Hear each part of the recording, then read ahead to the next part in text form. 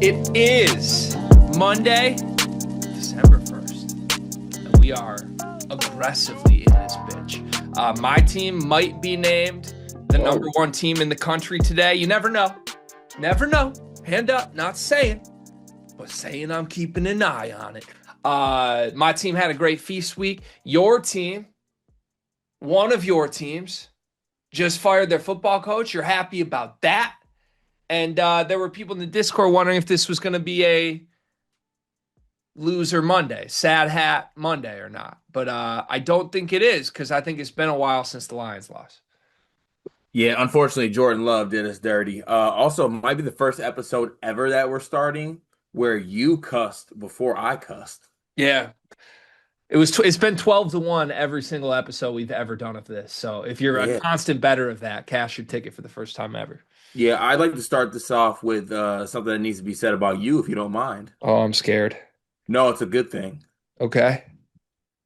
That gray beanie is one of the best things I've ever seen on you. I feel like that needs to be incorporated a lot more often than it's getting incorporated right now. I appreciate that a lot. You know, you watch one 57-year-old Marshall Mathers halftime show and you're reminded what you can do as a Caucasian former rapper in a beanie. So Is that actually what did it? till I collapse, I'm potting these casts long as you feel them. Till the day that I'm not. I don't know. You might as well like drop a little EP or something like that. I mean, your team's winning by 40. You really don't got like much to talk about. Yeah, it's good times to be me. Also good times to be you if we just forget we have an NFL team. Yeah, well, that's fine. It's okay. We can, but it is kind of crazy when you think about it. Like we have been doing this for a good amount of time, and like I said, memory shitty. This feels like the first time in a while where like both our teams have just come out the gate going. Like Yeah. like we are. There are 25 undefeated teams left. 7 of them, which are in the Big Ten, by the way. Shout out to our conference. And like we find ourselves with no losses as today. This episode is airing on December 1st. So happy December. Happy undefeated early non-conference to you as well.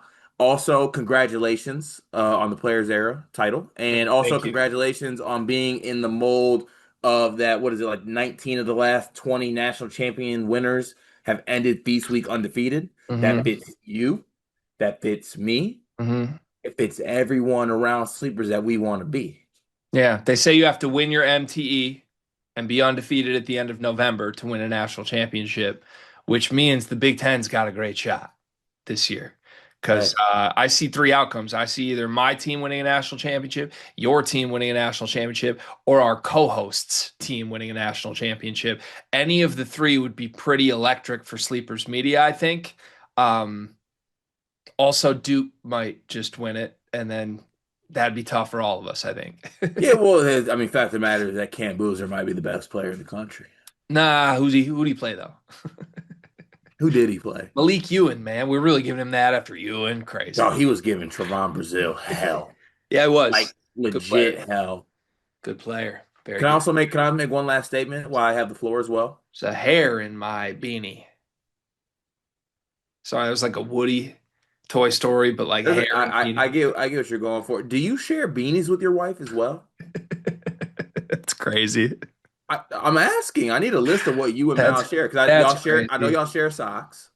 Yep. Share. I'm obviously like marriage hoodies. That's obviously a thing, right? What else do y'all share? Hoodies is more I don't wear her hoodies. She takes my hoodies. I wear her socks expeditiously. Yeah. Yeah. I mean, her feet are just the perfect size for a sock for me. A little extra snug, but just a little. Yeah. She buys comfier socks than me. What do you want me to do? Wear uncomfy socks? No way. Beanies, yeah, not proud to say. We definitely exchange beanies, but it's more by accident. There's just like a Greg and Mal beanie compartment in which our beanies are intermixed, and I'll grab the top beanie. Listen, if I could do that, I would. Unfortunately, my head is bigger than my wife's, so it doesn't work. I did it one time because she had this fire ass beanie, and I was rocking it. I was getting fit off that weekend. Wore 3 days in a row. I mean, tailgate fit, game fit, night fit. It went off every single time. Hmm. Um, then got a tongue lashing because I stretched out that beanie. Hmm. Um, and it wasn't good. So from that day forth, had to move on. But there is a segue. The reason I brought this up, I'm not gonna throw this friend under the bus, but it is something I've always like looked at them a little bit sideways. I know a couple, Gregory, that shares a toothbrush. Can I guess which couple? You don't know them. Were they at your wedding? Yes. Then I know them. No, you don't. Oh, I know them. I know exactly who it is from your wedding. Do you actually? Yeah. In fact, we talked about this at your wedding. Oh yeah. Yeah, they were the one couple that like Mal and I got like weirdly wedding close to. You ever have those Yeah. couples at a wedding? Yep. It's like whatever situation you're in, you just end up like having a little too much fun with these people you met for the first time. Hmm. That type situation. Yeah. It's That been was a going minute. on. It's Yeah. been a minute since either of us have hit a wedding. Not many winter late fall weddings going It, on. well, that's because we're old. Ah. Just like 2.5 short years ago, we both had like 12 weddings. Yeah, but like TJ has like 9 weddings next year. Well, that's because his wife is not old. Ah. His wife is younger than us. Yeah. Is she? Mm-hmm. Had no clue. Couple years. Yeah, A couple? she is doing the summer we did 2 summers ago right now. Yeah. Ah, Uh-huh. got it. Yeah. Uh, Which honestly, power move by Teach. Because I would have loved to have 2 more years of fun weddings to go to if hypothetically my wife's weddings from friends were staggered a little bit, you know? I don't know. TJ seems like he hates it, but then again, who knows? He's a demon. Demon home.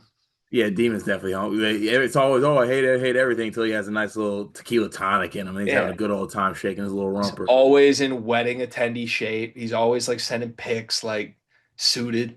Yeah. Dog, you're not in the snap. Well, you don't participate in Snapchat anymore, but like I've never seen a human being as locked in as Teach is. He is legit not missed a gym morning. And I Yeah. said morning. He's up every single morning, every single day, in probably I would say 4 or 5 months. It's ridiculous. He looks like Saquon.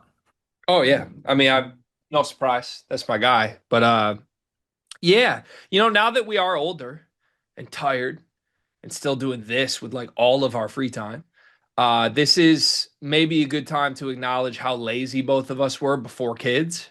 Hmm. Like I think my biggest regret in life, something I would go back and tell 21-year-old me is for the next decade, if you don't get in great shape before you have kids, you're being a lazy piece of shit. I would say the same. I'd be like, dog, you have so much time. Yeah. You have so much. What are you doing? Oh, I know what we did. I know what we spent our 20s doing. But like yeah, I would You just and go I back spent and be our like, 20s in a group chat with Cole Schaefer. hey, listen, I never forgot. So he tried to hand us that one talking about the A's are gonna win. I forgave him because we rode that World Series with Juan Soto all the way to the promised land. But man, he threw some bad ones in there. Yeah, I mean, I was doing laps in my old basement, shoeless, by the way, which is why I need to wear my wife's socks. But just watching like the match and betting on it, like I got an edge. I got an edge. And now to act like I haven't changed or that I've changed is crazy too. Okay, before that, I would go back and say work out more. I would also go back and say go back another like 5 or 6 years and get Cole to get involved with gambling, and I can bet on like Coastal Carolina pitches. Yeah, so no, not gonna do that one. No. Okay. Yeah, Not I gonna would joke agree. about that one either. What? Not gonna joke about wanting to do that either. Not a Yeah, good that's joke. true. That's Yeah. probably not. That's honestly in today's day and age, today's climate, it's definitely not time to joke about that. Before we get to our full I episode, I still have haven't placed a Purdue bet this entire season, by the way. I know that it kills me. It yeah, kills me. I haven't either, and it sucks for It's what the it's worth. It, worst. it really sucks, and Listen, I do look at the odds, but I don't place. They're juicy. But no, integrity for the point, for the running of the point. I have two questions and two questions only before we get to our full episode, Gregory. The first question is, what player do you need to score in this Sunday night game? I saw the eye going to the corner. No, no, I'm on Washington plus points. It was 7. Yeah, that's it. Okay. Yep. Got the second question Got to here. be out. Looked at the players, thought this was a terrible prop game at player names alone. Like, what do you want me to do? Bet RJ Harvey? Like, come on. Yeah, well, your partner over here really needs a Troy Franklin touchdown. Like I need air to breathe. Okay, I can get with that. That's all I need. That's all I need. And then I need your +7. That's really all I got. Say less. If Mariota again, I bet on Mariota tonight. Like, what am I? Like, can we get to the show? You got what's your second question? Oh, I forgot. NFL stinks for what it's worth. The Bears are the number one seed in the NFC. I'm so happy college basketball's here. Same. Yeah. Let's get to the show. Hey, are we circling back to that whole thing about like our two teams being undefeated? Do you think we're ready for what's coming later this season? No, also I forgot what I wanted to say to you. Just so you have this in the back of your head, I did make some changes on the who they play rankings, the play somebody rankings. Um, I had to retroactively go back. TCU's nice. Yeah. That's a That good that win. So honestly that so that now counts towards you in the I played somebody rankings. so that I think is probably the biggest reason why the who they play thing was terrible. Hmm. Because you determined Michigan was awful because they got a road win, a true road win against TCU in a game they were 7-point favorites in. Hmm. You decided that meant Michigan stinks. And now TCU's beating everyone, Hmm. blowing out Wisconsin, Hmm. beating Florida. Hmm. Who they play stinks. It's a bad bit. Are Yeah, you well, it doesn't feel like you're moving off of who they play. It feels like you're sticking no, no, I don't move off bits. with this. Actually, yeah, I do. I Not was gonna this say one. you do all the time, yeah. Yeah, not this one. Okay. Well then can I just finish with my question then? Yeah. So November was fun. Like you had a good November, right? Hmm. I had a good November. It was cool. You know one thing I like about November? Is that December's next? We don't really have to like see each other. Like you and I got to see each other. Now I also know this inherently means I'm shaking and you want to see me. I know that. I totally know that. But I'm just like thinking out loud here. Like this is great. It's a great time to beat us when our teams are Michigan and Michigan State Mm. and we have a show with Purdue and Illinois fans still watch. Like it's a great time to be us. 2 months from now, like it's gonna be all this is gonna be like when CT and Johnny Bananas and like Kenny and Evan were all in the gauntlet and there were three teams and it was like, whoa. You know what I mean? Yeah, we're not gonna make it. Like I don't there I think on paper, it's like knowing when you're gonna die. Okay. Yeah, let's get to the show. Well, but like this can't you this has to end. Like two of the three, if not all three of us, are gonna end in heartbreak. But at least one of us won't. But I think it was easier to process the heartbreak when it was just like, oh, Purdue's really good. Like Michigan State, we're good. We just want to be feisty. Michigan, like, I just, yeah, Sweet 16, I'm cool with that. Big Ten tournament. Like, Yeah, well, you know what it is? When we take a step back and we're truthful with ourselves here, the outcome that works where everyone's happy, I think it's I think we know what it is. I don't think I know what it is. Oh, you know. Purdue wins? You know. Purdue wins? You know. We save the Big Ten? It's already been saved. See that last year saved the Big Ten powered us through all of this. It was like we Yeah, know we're two trains ready to what fly. is our what are we rallying behind this season? Well, couple proposals just thinking out loud right now. So I'm going to the Loyola game Tuesday night. Mm-hmm. Save the A10. Save the hates. I need to save Loyola basketball to save the A10. They need me. They're calling in me to fix this, Mm. and I'm willing to do it. In fact, I plan on doing it.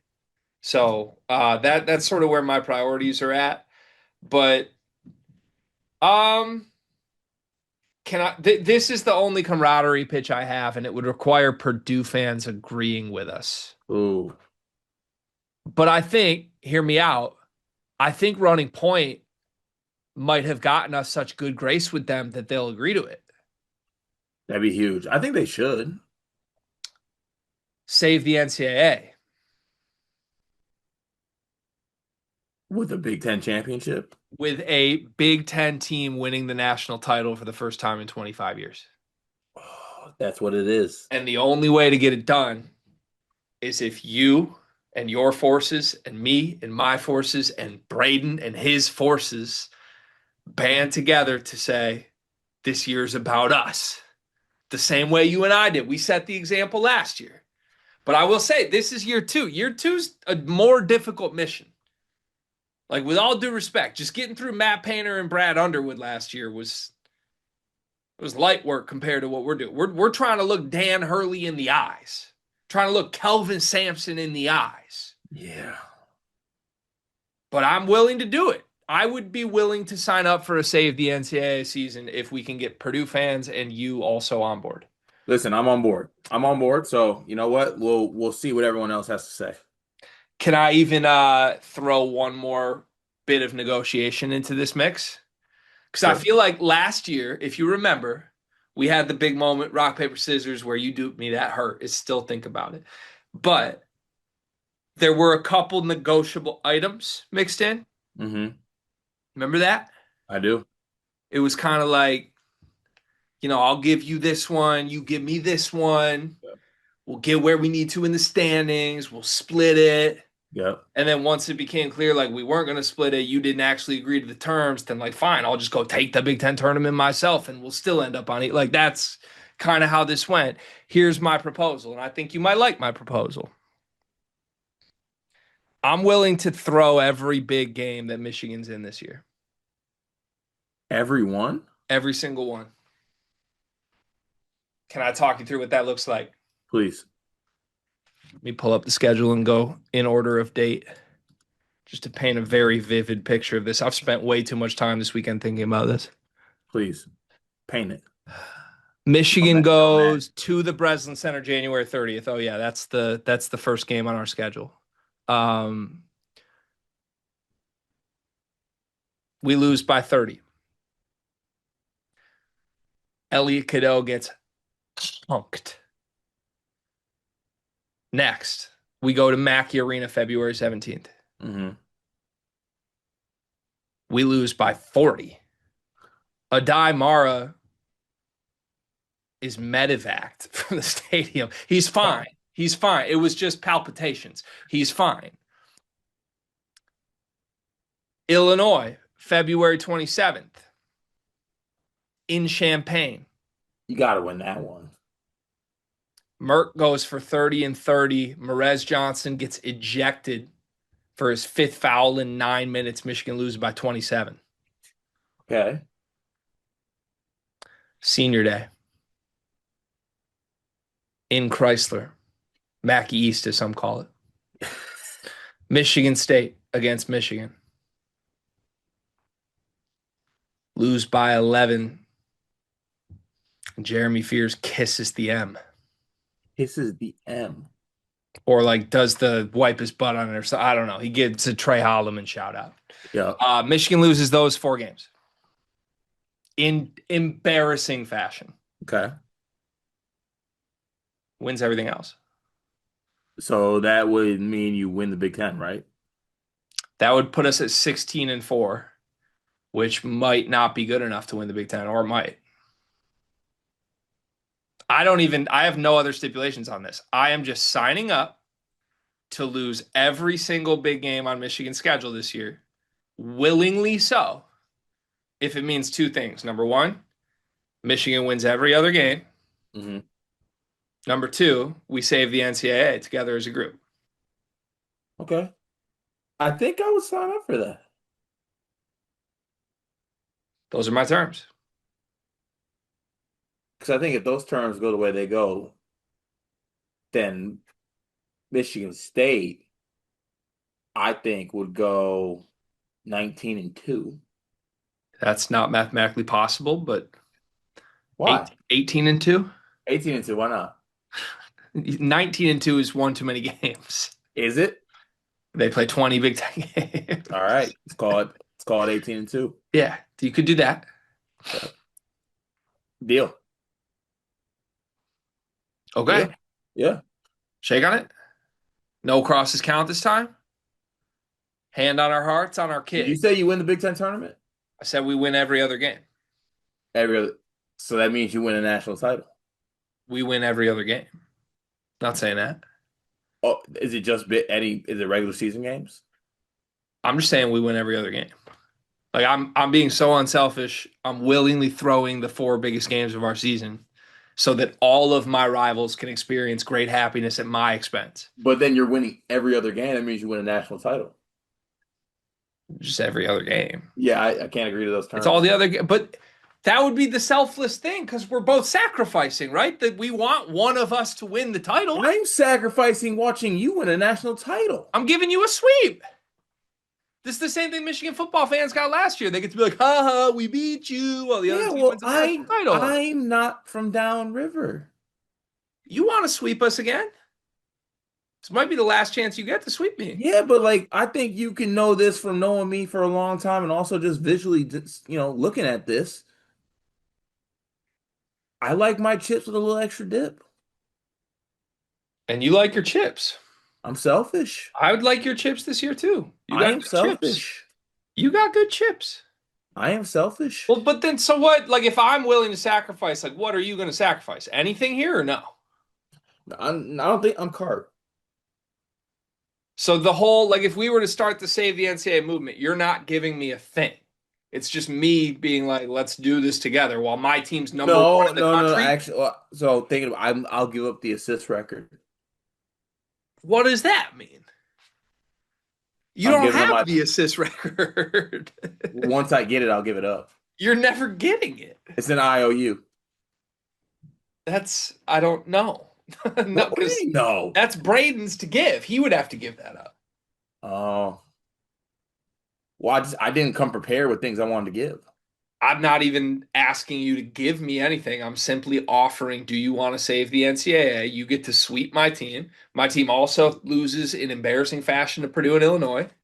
I'm willing to throw all our big games this year. We're the worst big game team in the country.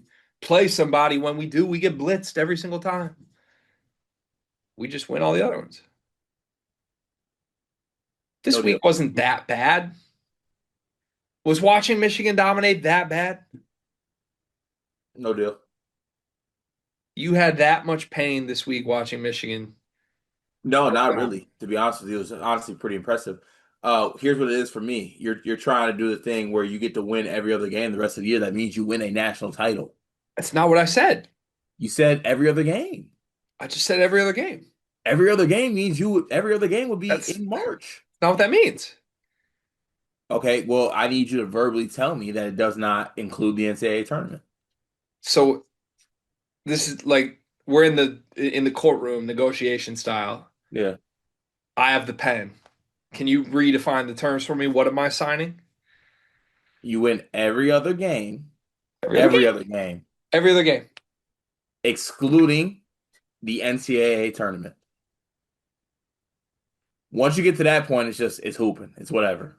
So Michigan goes 16-4. They win the Big Ten tournament again. Big Ten tournament.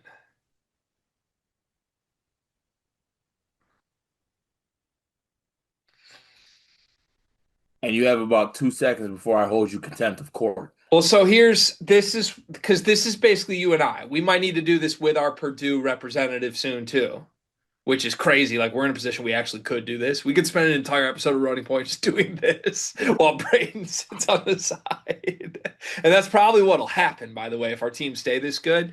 Um, Here's the one thing that I am afraid to agree to these terms with.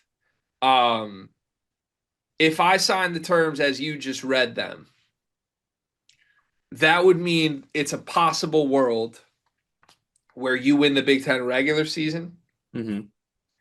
and you win a national championship. You could also win a national championship. You're right.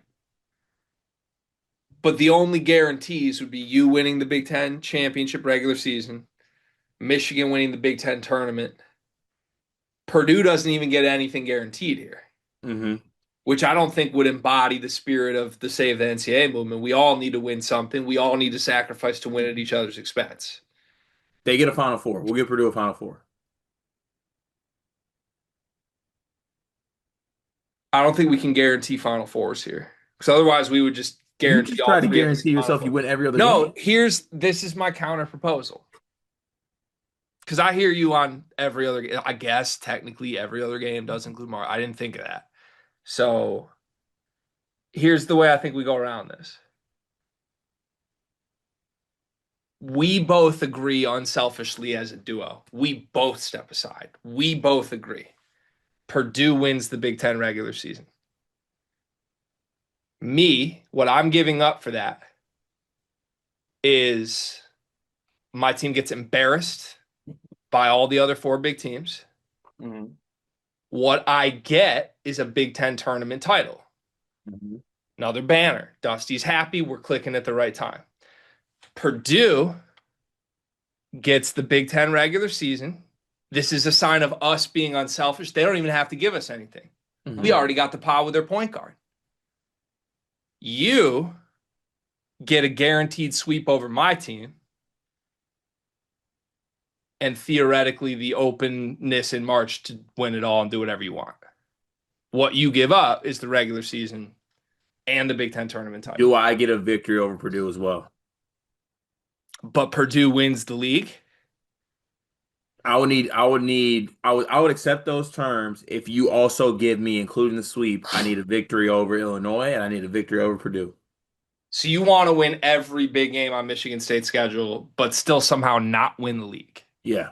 So that would have to put you at, I mean, you'd have to go like 17-3 with losses to like Ohio State. Indiana, Ohio State, UCLA. Yeah. 17-3. Purdue goes 18-2 Mm-hmm. with a loss to Michigan State. Yep. Wins the regular season. Mm-hmm. Michigan wins the Big Ten tournament. And then in March, it's a true free-for-all. Anyone could do anything, but one of us wins the national title. Yes.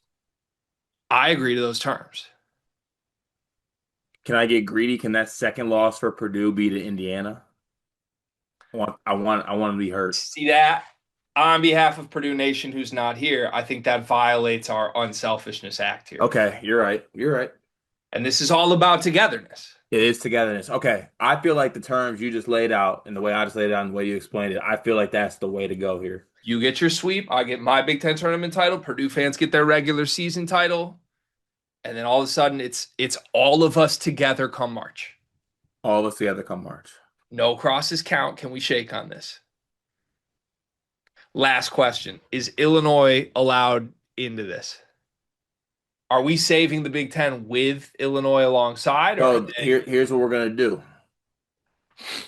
Once this shake occurs and once this airs, there's going to be a 72-hour window that's opened where Illinois fans can approach us. Honestly, any Big Ten fans can approach us and we will listen. We will heed all offers.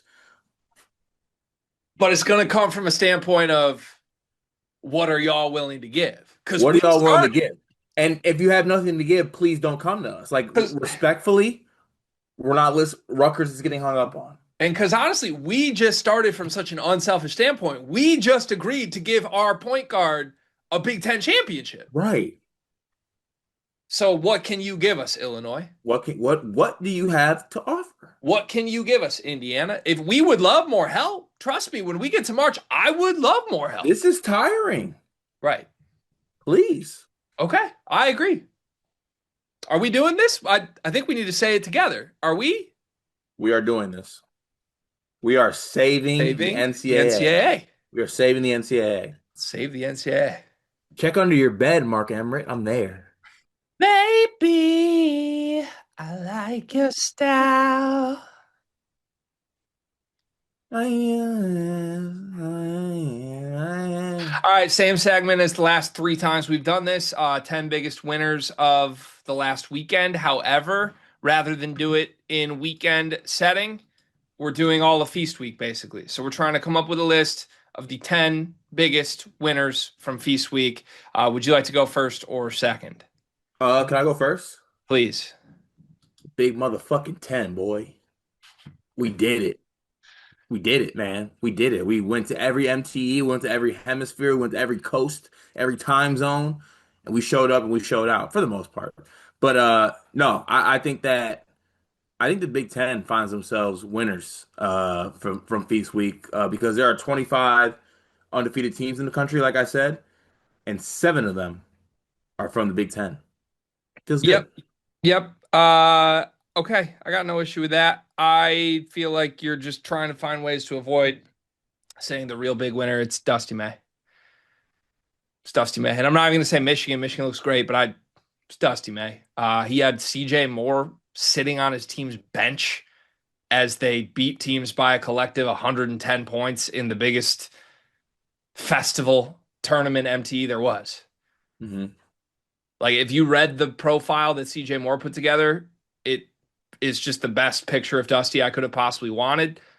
He's a genius and a psychopath. I think only a genius and a psychopath knows his team's about to go on a run like that and invites a national writer to profile all of it. I don't know. This dude can't miss. Every card he plays, except for showing up against his rival through a year and a half, has been the right card. And honestly, feels like when he showed up against his rival last year, I don't mean this as disrespect, feels like he showed up and went all in on a pair of aces. And the other person hit like trip twos and won. So, like, what can I do? Blame him for the way he approached? Like, I don't know. I would love him to go all in again. That's my dude. He looks like a genius. This experiment's working. I still feel like the masses at large that have only, I don't know, peripherally paid attention to Michigan don't really understand this team. Because I'm still seeing some like, yeah, I don't know that the three big thing is going to work against us. Like, they barely do the three big thing. That's all for show. Like, they scrap that 3 minutes into every single game. But I don't care. I'm nitpicking right now. They won by 110 combined points at the biggest MTE of the season. They got to be the number one winner, even more so than the Big Ten, who is honestly thriving because Michigan's in it right now. Fair to say. Next up. Oh, little players era centric here, but I want to put Iowa State on there. Because I thought they had a very successful players era tournament. And even without Taman Lipsey in their last game, I love that basketball team. I think Momcilovic is taking steps. I think Joshua Jefferson. I saw some stat like the season he's having so far is historic in how he's playing. That Iowa State team lost two players in Keyshawn Gilbert and Curtis Jones, but I think this team is better than that team still. Yeah, I love watching them. I can tell you that. I love Milan. I just like that trio in general. I think they're tough. Jefferson's one of the more versatile players in America. Lipsey's good, dude. I hope he stays healthy all season because he's fun. Okay, I gave you the first undefeated team at Players Era. Let me give you the second undefeated team at Players Era. Kansas is my second God, winner of the week. God, man, impressive. I don't know how the hell they did that without DP. In fact, I do know how they did that without DP. Do you know what that was on full display? Oh, not the thing I'm thinking about, is it? That's the Ewing theory right there. No. That's the superstar that we can't win without goes down, and then all of a sudden the team comes together and plays great basketball, super motivated together. That's the Ewing theory on full display, man.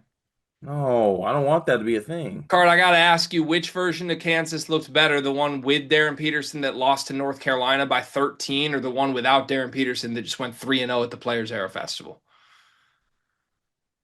The one, you know what? The one with Darren Peterson. I do not think they looked as good as the team this week that went 3-0. No, Darren Peterson, please. Darren looked good. I miss Darren looked very good in those games. I miss Nobody else Darren on a the team lot. looked very good. They're gonna be really good. They're gonna be really good once they get Darren back.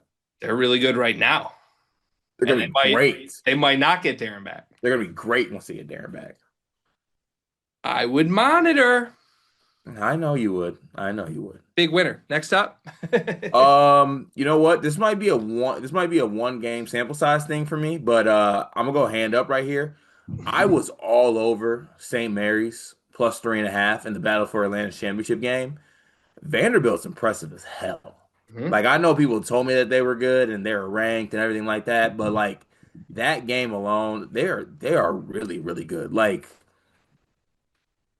could factor into like winning the SEC good, I actually think. People I respect really love Vanderbilt, and Tyler Tanner has been He's absurd awesome. every time I See, watch. see, it's reversed. So like, there's people I respect that love Vanderbilt, but I'm like, it's Vanderbilt. With all Yeah, due respect, like Aaron Neesmith isn't walking through that door, so like I'm really good. yeah, But after watching that St. Mary's game, like I see what they see. yeah. Quick sidebar to a fair point, by the way. Sorry, Benson Boone's playing in the background. Quick sidebar to a fair point. I'm just scrolling through scores right now, realizing that Texas Tech beat Wyoming by 4 tonight. Christian Anderson and JT Toppin played 76 combined minutes, and they beat Wyoming by 4. For their stats. Hold on, should we check? Ooh, Lawan had 19 off the bench. They got a good Lawan Watts game and beat Wyoming by 4. Ah, This is winners, but sorry, Donovan Atwell, Tyrese Bryan, and Luke Bamboye combined for 11 points. ah, JT Toppin and Christian Hand. Okay, back to winners. I think ah ah I, UConn won, right? Like by definition, UConn won. yeah. So I think UConn. It's a, yeah, I think you could do that. I think they won pretty handedly. They were blitzing Illinois early, then it felt like they just couldn't make a shot. But then Illinois people are like, well, we couldn't make a shot. So I don't know what you do with that, but I guess they're on for my reason for two reasons. They basically no doubt dominated that game, won it going away. And then number two, they're healthy again. Braylon Mullins and Terrace Reed were both back in the lineup. So very in on the UConn team that is fully healthy, and that looks like the UConn team we have right now. Yeah, I'm with you on that. Winner here. I am going to go. Where do I want to go here? I'll go homer pick. I'm gonna go Jeremy Fears Jr. Yeah. Yeah, I mean, just a really good performance against North Carolina, a really good win for Michigan State in that game. But Fears with 19 points, 15 in the second half, 7 assists, only 2 turnovers, showed some real scoring chops in that basketball game. And also, he did me a solid. I said that he was going to look Kyan Evans in his eyes and see food and smell fear, and he did. And he dragged that man all game on both sides of the floor. And it was really fun to see. He also saved my life too because Jordan Love tried to take everything away from me, all joy away from me, and Jeremy Fears Jr. restored that feeling. That was correct. That did happen. I think honestly, the closer we get to like the real season, what's the list of players that Fears won't look in the eye and do that to and smell fear? Oh well, here's the thing: he is gonna smell it with everyone. Is who's gonna like be like, Right. all right, what's up then? But what's the list? So I think some pretty great players would be fearful. I think there's a list of guys that would not be fearful. How many are on it? You don't got to name names, but I have a number in mind of how many guys are on the wouldn't get fearful of Jeremy Fears. I think it's under 5. It might be one. I think there's only one I'm guaranteed in. Yeah, Crazy.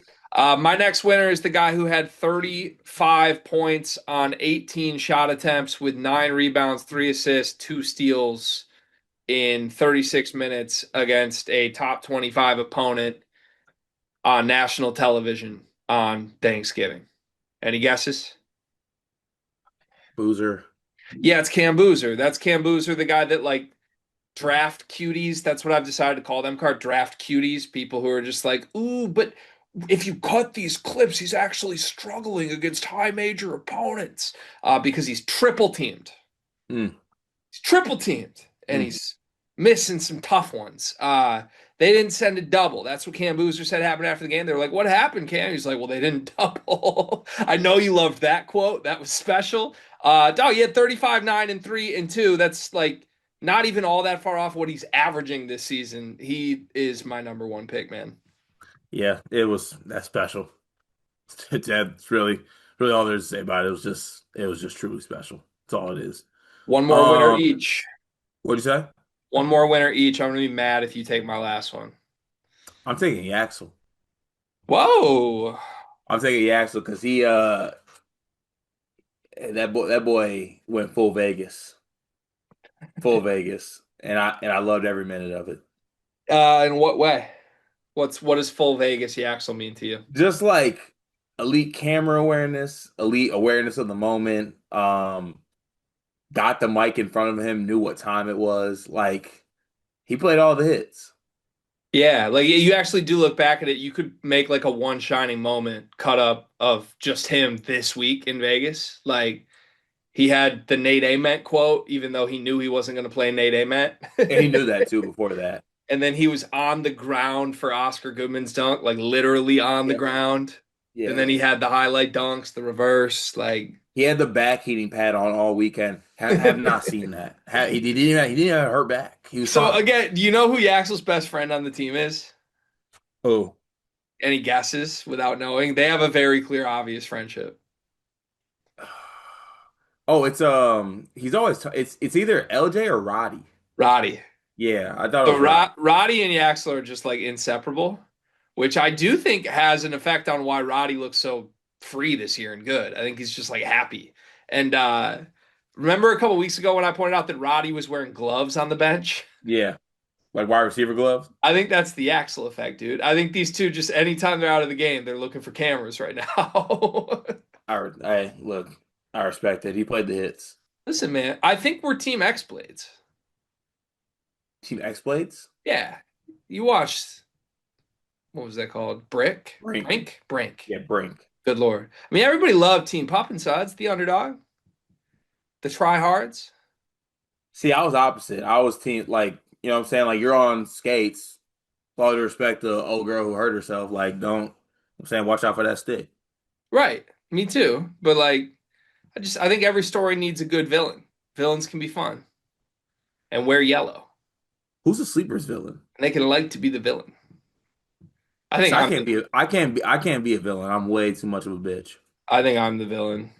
I'm the But you guy don't people don't like, yeah, but you don't want to be a villain. but I deserve to be through my actions. I don't know why the phrase "I deserve to be through my actions" has me crying. Got to be self-aware. My last winner, speaking of villains, Moo Davis. Facts. Moo Davis. Moo Davis beat the allegations. Moo Davis missed 2 games for a DUI and possession charge while attending BYU, and then returned to the lineup and had 18 points in his return and a 2-0 weekend. Special. It's a pretty good Thanksgiving week to me. Hey, respect it. Losers. 10 losers this weekend. I get to go first this time because you went first on winners. That's how this works, right? Good deal. Okay. Brad Underwood. Oh, Brad Underwood. We will do a recap of this later today too. This will be separate on the channel, and I'll do more nuanced, real basketball thoughts on this because I'm actually not that worried about Illinois. I swear to God, and that's not a bit. I'm really not that worried about this. But then I listened to the full Underwood press conference this afternoon in preparation for this recording, and he's playing the hits, and that's annoying me. And it would annoy me as an Illinois fan. He's playing all the same hits, the same one-liners he played last year. Well, games are tough to win when you don't make shots. Thought we generated great shots. We have our little shot grading system. Every shot was great. We just missed. We can't shoot. It's the same shit we heard last year. Nut up and rebound. Get physical. Put some resistance on somebody. And Brad's saying that too, but he said that all of last year. And then at the end of last year, after his team was overwhelmingly not that physical, he went in and got another Ivisic. Like, come on, dog. That's really what happened. Like, in terms of roster building, they just went out and doubled down on skill instead of toughness. And now they're talking about, well, our shots still aren't going in. We got to get tough. You can't teach toughness. You can't. And all I'm hearing from Brad at the podium is we got to teach our guys to be tougher. You can't teach the Ivisic twins to get physical. I'm frustrated on behalf of Illinois fans for this. Was not surprised that his team no-showed this. Was a little surprised they battled back to get in this. But again, I like the team. I think they're going to start making shots. But Brad's a loser for me this week, man. That's fair. Especially, I just remembered he did the meme thing all week. Like, he approached this entire week completely unserious, and then his team gave an unserious performance. What does he want? Like, that's disgusting, man. I'd be so frustrated as a fan. Yeah, listen, I'm not mad at you. That's fair. Fair. It's a fair point. Let's see here. I am going to go with, this hurts my heart, but it's fair. I gotta go with Houston. I gotta go with Houston as a look. I believe in Houston. I believe in what they can do. But they go to players era. They lose to Tennessee. Tennessee's a good basketball team. I'm fine with that. They went to overtime with Syracuse. Greg, what did Syracuse do the rest of the players era tournament? I gotta be honest. I can't imagine anything good.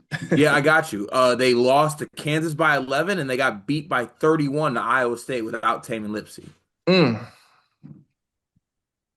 Syracuse should have beat you. Ugh. Houston's a loser of Feast Week.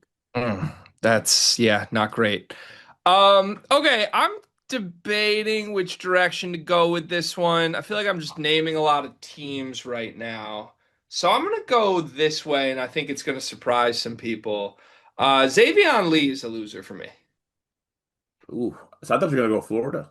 Yeah, I would go Florida. I think Florida, the team, obviously deserves it after the TCU performance, but I'm going Xavier Lee for this reason. He had 20 and 4. And now there's a bunch of narrative dialogue like, oh, I feel so good for him. They're doing the Pope thing. We feel good for a guy for getting 20 and 4 that we thought was just a good basketball player that was given the Walter Clayton role. He gets 20 and 4 once, and we have to write all these think pieces about like, oh, I'm just so happy for him. Dog, this should be what should be expected. Mm-hmm. After that game, he's shooting 26% from the floor on the season. Still looks wildly uncomfortable. He was the reason they lost to TCU. So that for me, like, good on him. Like, I want that performance to happen and people to be like, yeah, we need that more. Not like, oh, let's look at Xavier and oh, good for him. Hopefully he got it off his back. Like, I have no confidence that's going to happen again. Fair. My next loser, NC State. NC State is a loser for me. Look, good teams do go to Maui and lose, but it's the fashion in which it happened for me. They couldn't stop anybody during Feast Week. They gave up 85 points to Seton Hall. They gave up 102 points to Texas. Sean Miller's Texas. They did that.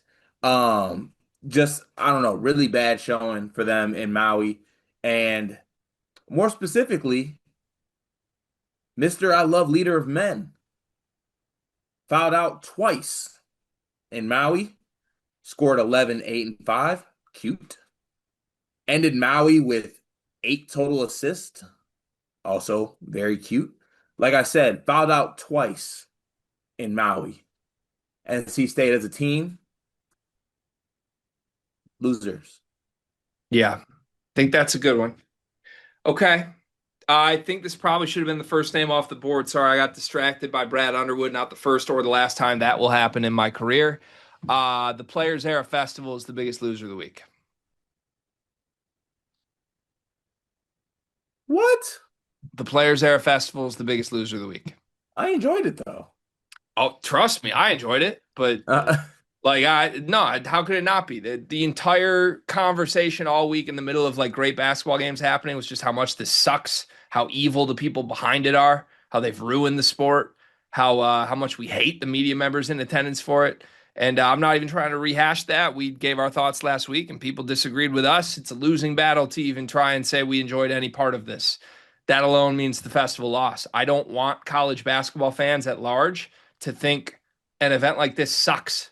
And they all do, and they hate it. Meanwhile, if we are talking just on court, because you and I have tried to keep it on court, what did the Players Era Festival get this week?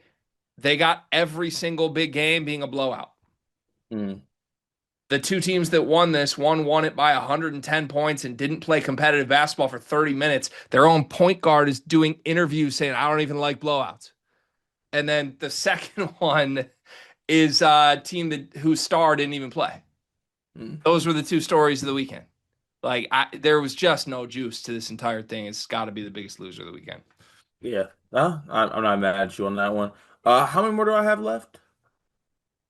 Um, God, it's a good question. I think you have three. Three. All right. I just want to make sure if I have three left, I just want to make sure I do it right. All right. Where do I want to go with this here? Oh, my apologies. This should have been sooner. Oregon. Oregon. They stink. That's why they're on this list. Listen, I think there were some inklings that this team might be kind of bad when they were having dogfights with Rice. We assume that might start happening. It's for real. They go to the Players Era and they lose every single game at the Players Era. Mm-hmm. Every game. And I'm not saying they're even like awful losses, but like how do you go to Players Era as a serious basketball team, a top 25 basketball team, and not manage to win one game? It's a good question. It sounds kind of hard. Yeah. So they stink. Yeah. Also, like, guys have been hurt though. Biddle missed one of the games. Like, I'm not making an excuse, but I'm just like maybe observing that things haven't been super great for them. They also lost with Biddle and Shellstad. It's true. It's true. I got no issue with it. Okay. John Calipari's my next loser. No. I guess, like with all things Cal, we can't really care until March, right? Don't we got to follow like the old Kentucky fans blueprint and just be like, well, all that matters is whatever happens in the NCAA tournament? Yeah. So, like, if he wants to do the thing he did last year, where like the team looks terrible like an NIT team, and then they charge up late February, make the tournament, and win two games, I guess I'll wait. But like this team stinks. This team's version stinks. What they're trying to do stinks. And Acuff and Thomas don't stink. And I think that's the scariest part is Acuff and Thomas have largely been really good. And this team stinks. I mean, they're falling hard. They were outside the top 40 before that Jackson State win in Right. KenPom. Like, they're two big opponents. They just, I thought, really, really gave frustrating performances. I joked about it in the winners portion of this, but why did they not double Cam Boozer? Why? If you watch film for 5 seconds, it would tell you that's the smart thing to do. Mhm. And it just feels like Cal, for whatever reason, can't schematically do the right thing anymore. Yeah. No, that feels right.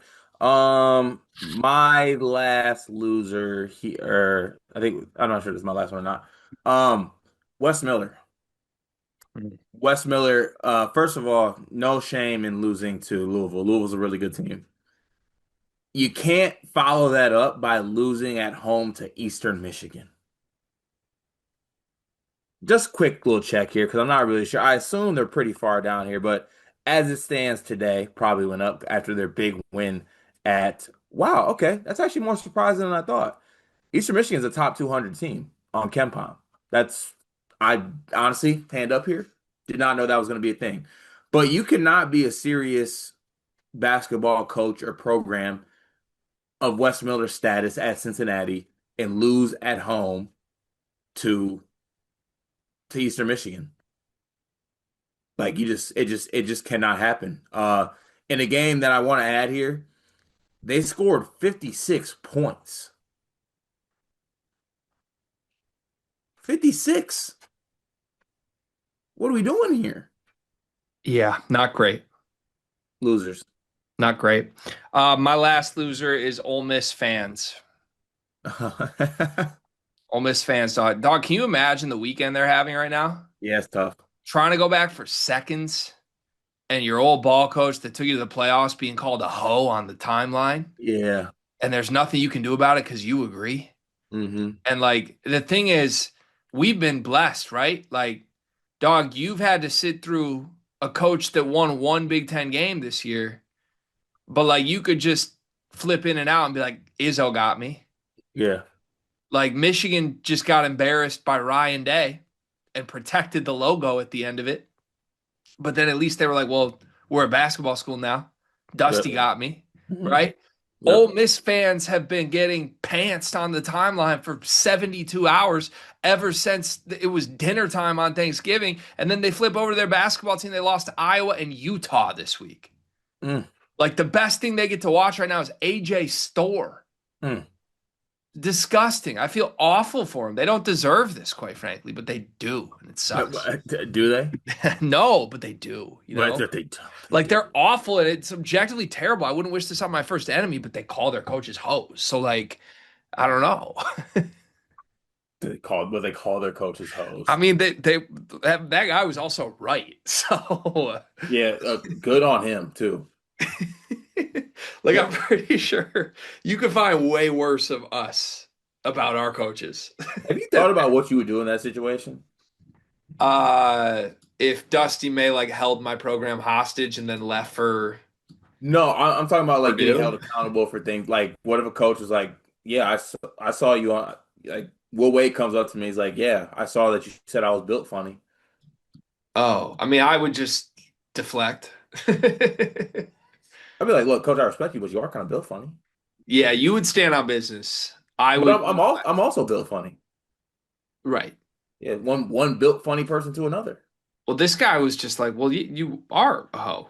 Like I I wasn't trying to mean, call you a hoe, but like Lane, like I said it was like hoe like. I mean, Lane, like, with all due respect, you're a hoe. We need one more loser from you, please. Maybe me, honestly. Ah,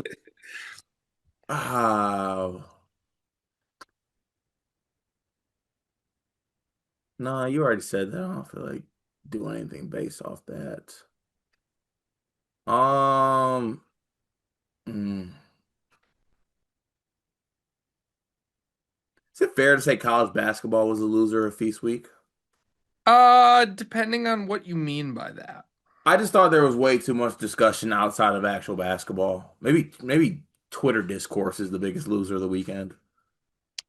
I think that's already been covered on mine, though. I think that's the Players Era Festival.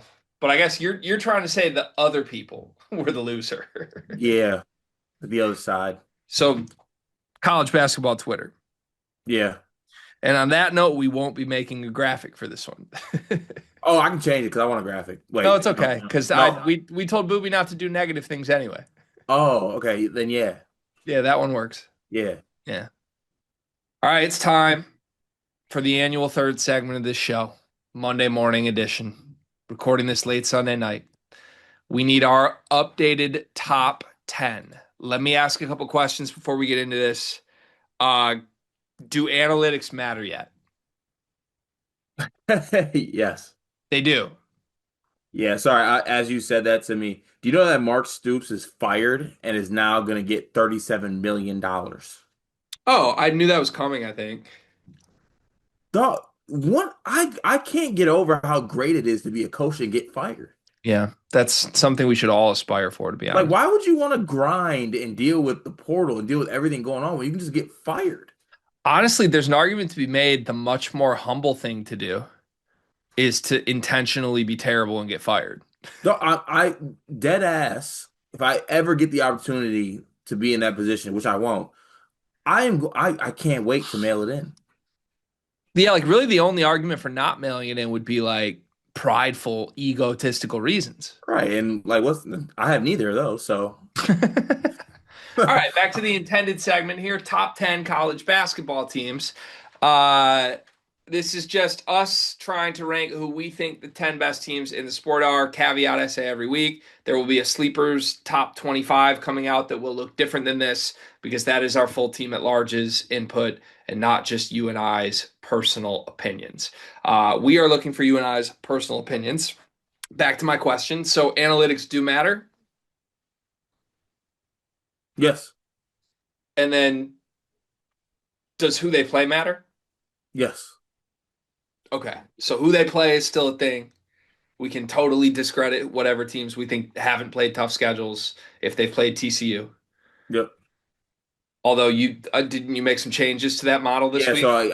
I mean I know I said it to you, but official statement, TCU now counts as somebody who is worthy of good win. So TCU is no longer a who they play. Yes. Okay. Arkansas still a good win. Yep. TCU still a good win. Wisconsin no longer a good win.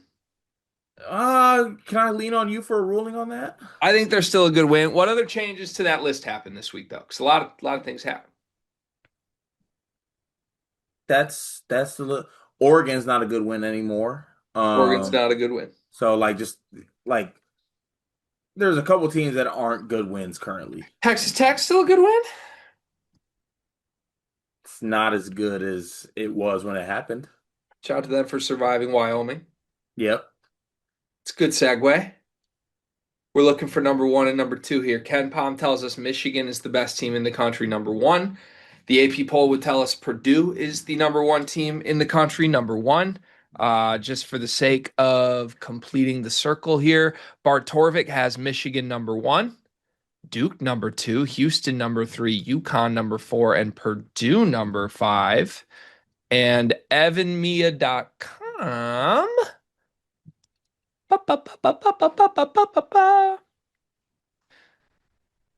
Really slow load times on evanmia.com. I apologize, Evan, but what is going on? Michigan number one, Duke number two, number three. So it's a clean Michigan sweep as the number one team in the country per the analytics. This is not the analytics, Carter. This is your and I's personal rankings. Who should be number one? Who would you have number one? These two teams are going to play each other once this year. It's going to be in Mackey Arena. And I'm already saying this, as I said in the intro to this episode.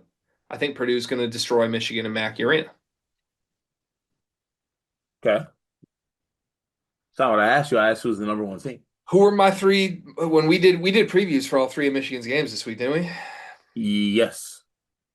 I think I picked San Diego State by 27, Yep. and then Auburn by 34, Yep. and then Gonzaga by 29. Yep. Uh-huh. I do think Purdue would beat Michigan by 29 Okay. in Mackey. Mm-hmm. You want some serious analysis? Yeah. I think Michigan's been what Michigan did this week is a higher level than I've seen from Purdue, That's, including I, the Texas Tech. I think that's fair. That would be like three Texas Tech wins in a row. We haven't seen that from Purdue. Yeah. I mean, look, I feel like this is how you got to stack it. Purdue's win in Tuscaloosa. That's their best win. That's a great win. It's a great win. It's a great win. I think it would be comparable to do this. I think it would be just from games Purdue played. What Michigan did this week to me would have been like beating Memphis by 40 and then beating, I don't know, there's no like middle team like Auburn. I'm trying to think who that would be. Probably Texas Tech Yeah. by 30 and then beating Alabama by 40. Yeah. That would have been it. And they got wins, but not like that. So that's my actual analysis. With that said, this is a rankings. If I had an AP poll vote right now, I would vote Purdue one. I don't think looking better for three games is enough. Michigan was outside our top 10 a week ago. They didn't even get a mention in this segment a week ago, Cart.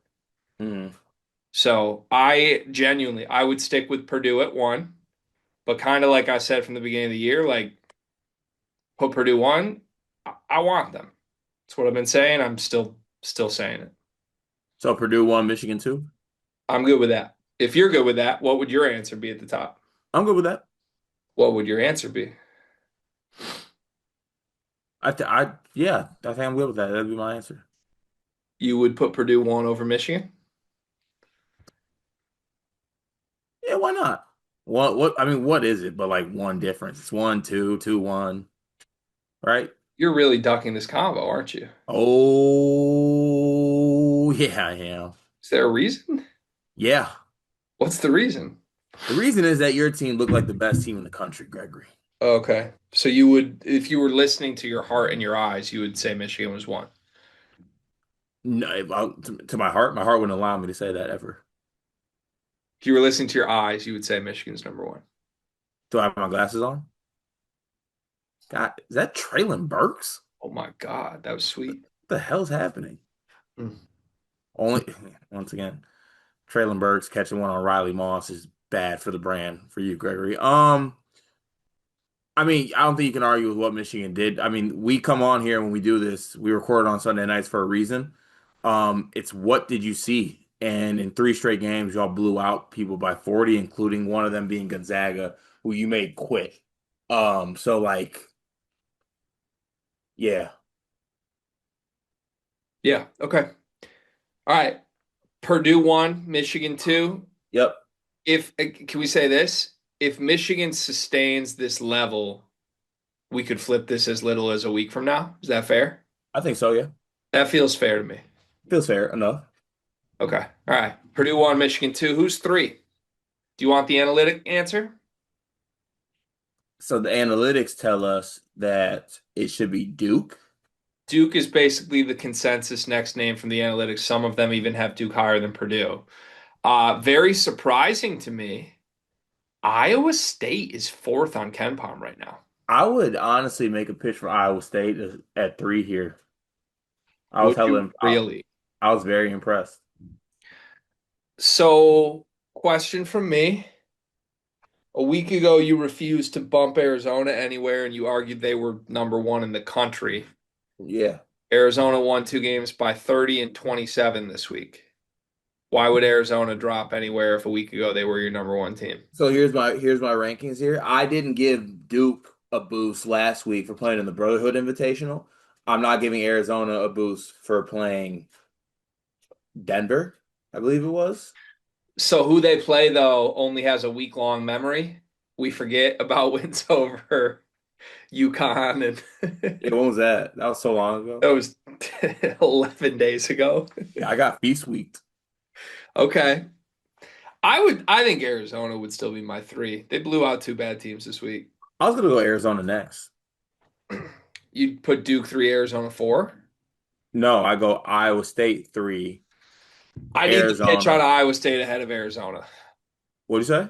I need the pitch on Iowa State ahead of Arizona. I like Iowa State. I'm fine with them top five. Feast week. I think they got a really fortunate schedule this week. I'm I'm going to fine. use your logic I'm for. fine going Arizona. Can we go Iowa State after? I got a hard time with them over Duke too right now, dude. Like, can we go through Iowa State's wins real quick? We They don't were we don't have good. to talk about any of the ones that happened before players there. I mean, right? They played nobody. Got to Players Era. Get St. John's. Beat them by one on like a last minute possession after St. John's went scoreless for the final 3 minutes of the game. St. John's, who then went on to lose to Auburn by 11. St. John's, who is 4-3 on the season right now. Like Iowa State survived them. Then gets Creighton, who was terrible this week. Then gets Syracuse, who I think is terrible, regardless of what happened. So Yeah. I like Iowa State. I do like them. I think this is very fraudulent that they're a top four team in the country. What your eyes tell you though, I Greg? think Duke would beat Iowa State by 20. Okay. I think Arizona would beat Iowa State by 20. You know, in doing these top tens, to me, there's just like, I'm you haven't yet brought us someone that I feel like I want to argue until the end of time about. I think your team would beat Iowa State by 20, and I'm curious where we're going to put your team. Oh, they're coming. I know they haven't made their debut in this segment yet this year, but I'd argue as high as five. The only two teams I think have to be before Michigan State are Duke and Arizona. I like keeping my team outside the top 10. You can't do it forever. I, I can do it as long as I want. So do we go Arizona three, Duke four? You're going to give me that, and then I'll let you steer on five. Michigan State 5. Duke, Purdue one, Michigan two, Duke three, Arizona four. Or no, Arizona 3 because we didn't drop them. Arizona 3, Duke 4. You want Michigan State 5. Michigan State 5. Just for fact checking purposes, can I name some teams that I would throw in the mix at 5 and just eye test how confident you are in Michigan State beating them head to head right now? Yeah. This is pure eye test. I got to see if you believe this. Mm-hmm. On a neutral, Michigan State versus Houston. We beat them. Michigan State versus Gonzaga. Beat them. Michigan State versus Iowa State. Beat them. Only have 2 more. Michigan State versus UConn. We'll see. Michigan State versus Louisville. Beat them. Houston, my eye told me you were like a little hesitant on. The rest I think you believe, and I agree with you. I actually wasn't hesitant on Houston at all. Not hesitant on Houston at all. Mm-mm. Okay. Want to flesh out the UConn one for me?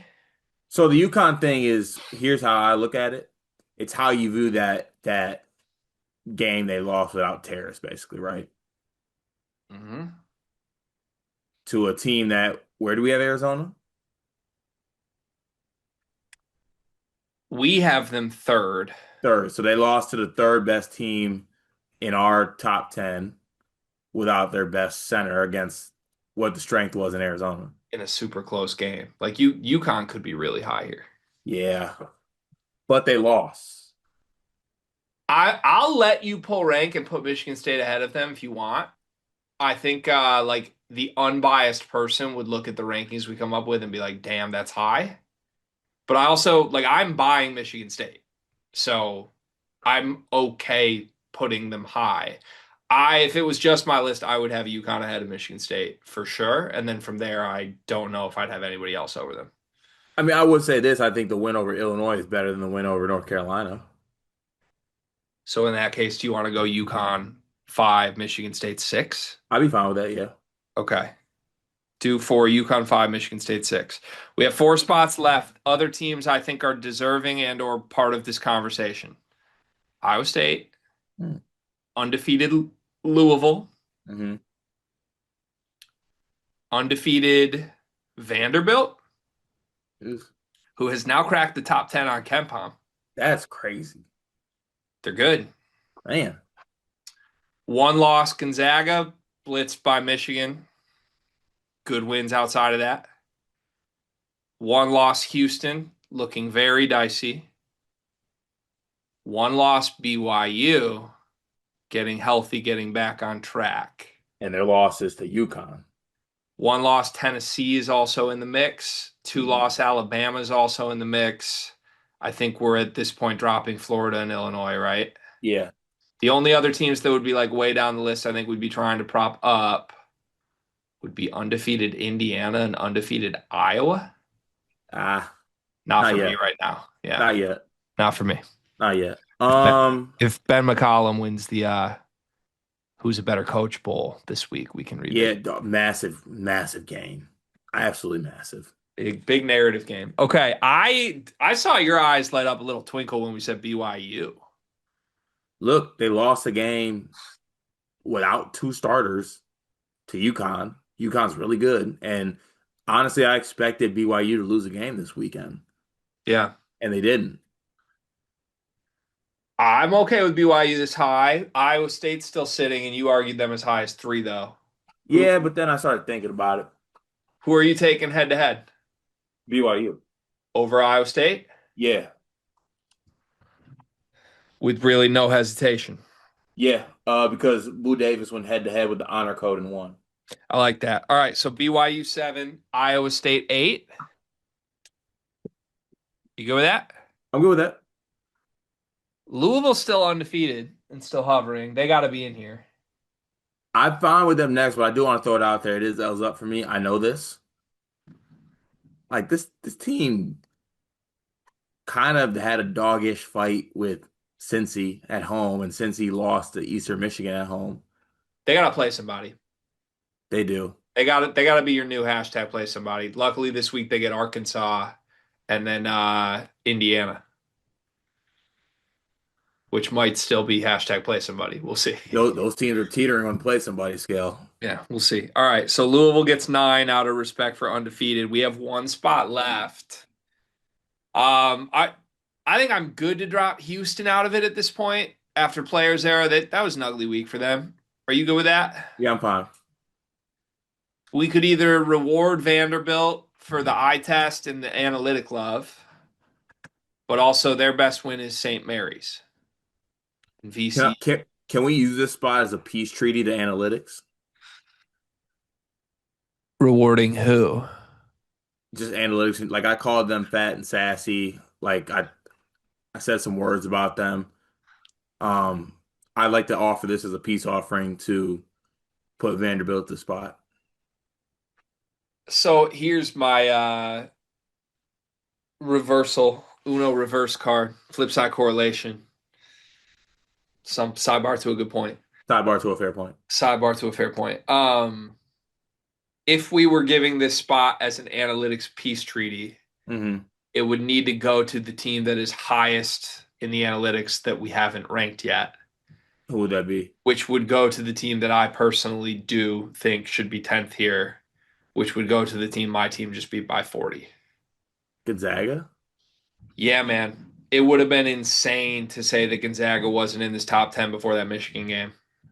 And I understand how poorly that went for Michigan, but Michigan was on some intergalactic shit this week. Like, Yeah.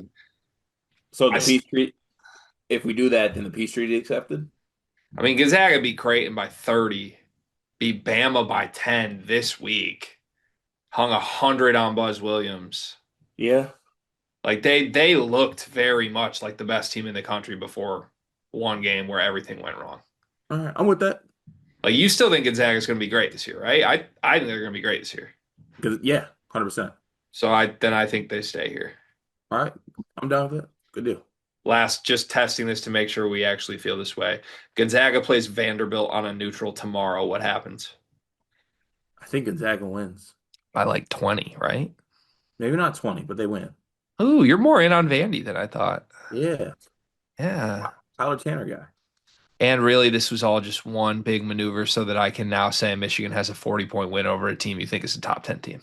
Yep, you're right. You're welcome. One big thing. What do you got?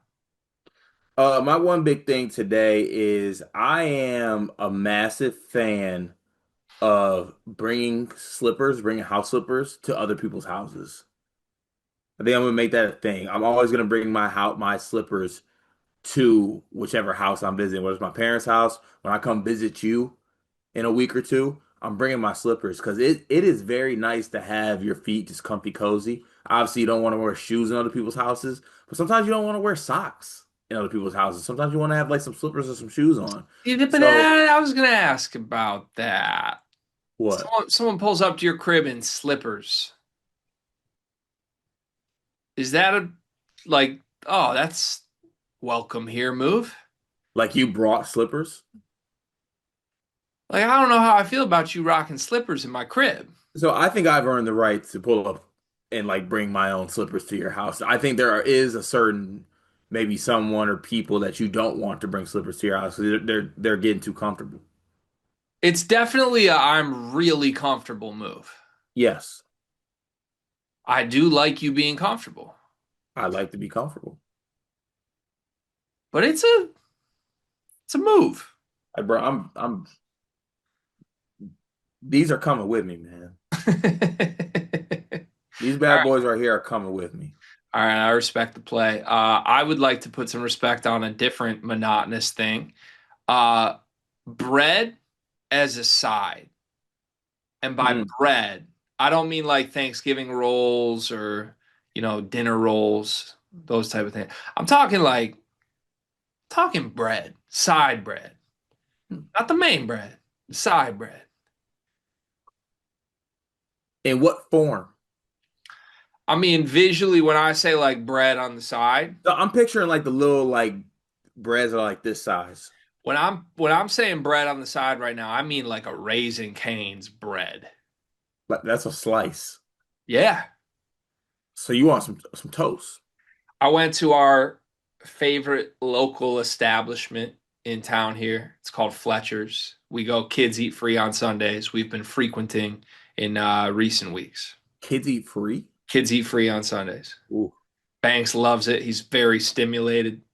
And there's a crane game with ducks for Murph. It's a hit. I mean, So what could be better? 5 minutes away. It's great. So we make the trek there today. Nobody's there because it's cold, and we're close. We're on the tipping point of people knowing our names because we go so much. Somebody comes over and was new, had not waited on us before. So she's giving us the full spiel of like, not knowing that we come all the time, thinking this is our first time at Fletcher's. I gotta put the shits and giggles on. She comes over to me. We're potty training Murph. Mal and Murph are in the bathroom working on a potty, and comes over to me and very nicely, it's just like, hey, I was gonna come over and explain the specials, but your wife and daughter disappeared. And I was like, yeah, well, still hit me with them specials. Like, what do we got? What are we working with?